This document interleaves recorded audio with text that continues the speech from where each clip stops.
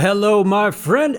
Welcome to part 6 in my PSYCH Authority series on healing disorganized attachment, also called fearful avoidant attachment or anxious avoidant attachment. Now, in the first 5 parts of this series, so far we have learned 1.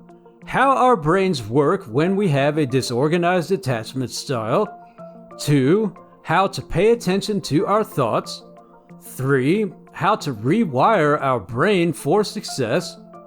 4. How to express our feelings openly and honestly. 5. How to change our body language. 6. How to build self-confidence. 7. How to make our home a comfortable palace. And 8. How to create a healthy routine so we can start healing our disorganized attachment and building a more secure and healthy relationship with our partner. By now, we are filling our book of wins with all of our successes. We are spending more time doing things that we are good at. We are using the 5-second trick to face our fears and conquer them. And we are eating a healthy diet. We have made tons of progress so far, and we are making massive strides in healing our disorganized attachment style.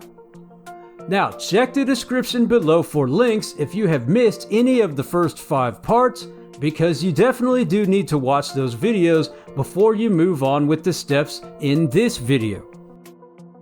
And now, for everyone who has watched the first 5 parts, let's get straight into this video. The next step in healing disorganized attachment is step 9, spending more time with the people we love. When we have a disorganized attachment, it makes us both fear and avoid getting close to other people, even the people who we love the most.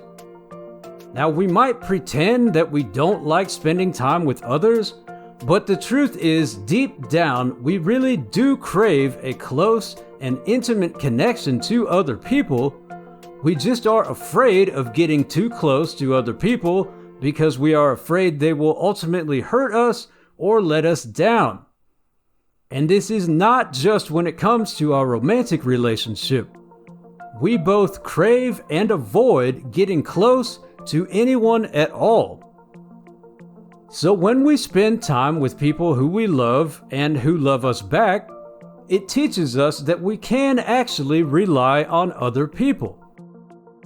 Now, this can mean spending time with our family members or close friends.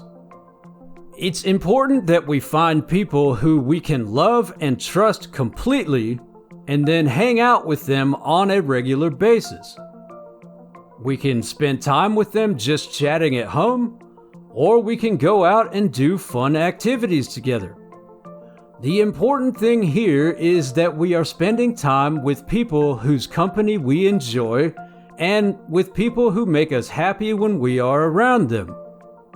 Having a disorganized attachment usually makes us have a very negative view of other people, so this step helps us to overcome this, and it helps us to develop more positive thoughts about other people. Our loved ones also generally have a more positive view of us than we actually have of ourselves. So spending time with them will help us to see ourselves in a more positive way as well. Now, I want to mention that many of us who have a disorganized attachment style don't normally have a whole lot of friends to pick from, because of our natural tendency to stay away from building close relationships with others. So, if you don't really have very many friends or even many family members to spend time with, that is okay. There are a couple of things we can do to remedy that. The first thing we can do is find someone who we already know who we think would be a positive influence, and then go out and proactively begin intentionally building a relationship with them. So let's say there's a friend of yours who you used to talk to maybe a while back, but you haven't spoken with them in a while. Now, if this is a person who you think would have a positive influence on you, what you could do here is call them up or text them, or message them online, and just say, hey, what's up? It's been a while. How are things going? Then, if that goes well and they are cool about it, ask them if they would like to get together for a bite to eat sometime, or maybe go to the gym with you sometime, something casual like that. Our disorganized attachment can make it super weird to reach out and build a relationship like this, but since we have learned the 5-second trick that we can use to overcome our fears in part 4 of this series, we should also be able to overcome this and make it happen. Now go back and watch part 4 again if you need a boost of courage to help you out with this. Now, whatever you do, you want to make sure that you do not go building a relationship with someone who is a negative influence.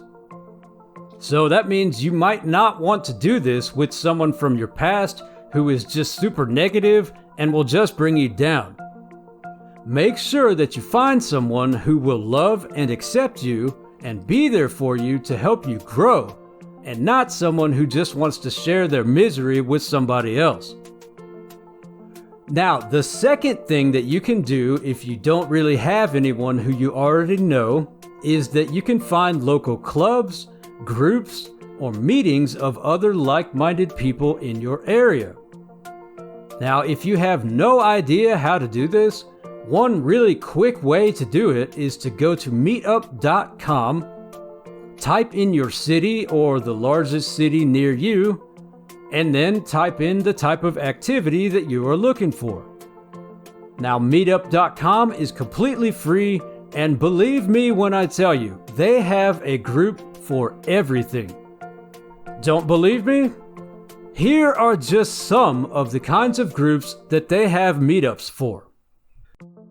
We've got meetups for going to art museums, open mics, theaters. We've got meetups for acting, book clubs, career and business groups. We've got groups for cars and motorcycles. We've got local community groups for helping out the community.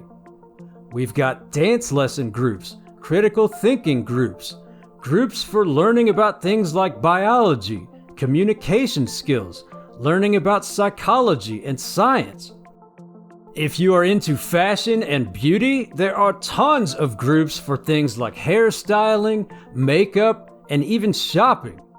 There's even a steampunk style group. There's every type of fitness group that you can imagine, from things like kickboxing to weight loss to just walking around for fun. If you like to eat and drink, and who doesn't, there are lots of different food and drink groups, like groups for coffee lovers and trying new restaurants. There are groups for people who want to meet up and play card games, console video games, role-playing games, Texas Hold'em, and even board games like Scrabble. There's groups for people interested in health and well-being, like groups about achieving goals, life coaching groups, emotional wellness groups, and even art therapy groups. There are countless different hobbies and craft groups, and this is just barely scratching the surface of different groups that they have on meetup.com. So the point here is, if you are a person who is alive on planet Earth, there is a group for you on meetup.com. I guarantee it. Even if you have absolutely zero special interests or hobbies, and you have no interest to even want to learn something new like photography or whatever, there is something for you.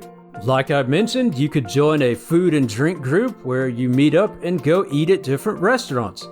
Or join a walking group where you go out and walk. Now check the description below for a link to check out Meetup and see all the various different groups that they have. And if you honestly cannot find a group in your area that you want to try, you can even start your own group. Now, Meetup has been around for over 20 years, and millions of people use it regularly to contact with other like-minded people in their local area. Another thing you can do if you don't want to use Meetup is just go to Google and type in your city and then whatever activity you're looking for. So for example, if you're from Miami, you could go to Google and type in Miami trivia groups, or Miami volunteer opportunities, or Miami softball leagues, Miami fitness groups. You get the idea. And then you just go and find a group and make yourself go to a meeting. Then go to another meeting. And then go to another meeting. And even if it is super weird for you, keep going to meetings. Eventually, you will start to become familiar with the people at the group, and they will start to become familiar with you. And before you know it, you are a solid part of a group of healthy individuals who you regularly socialize with. And that is another huge step forward in our journey toward healing disorganized attachment. And you could even mix the two methods that I mentioned. You could call or message an old friend or family member you trust and invite them to come with you to the meetup group. You could meet new people who you remain friends with for the rest of your life. You never know. So, what activities are you doing with your friend or family member? What new group did you join? Let me know down in the comments how your journey to healing disorganized attachment is going, because I would love to hear from you. Please leave a like and share this video if you have found it helpful, and then click here to discover the next step in healing disorganized attachment, and I will see you there.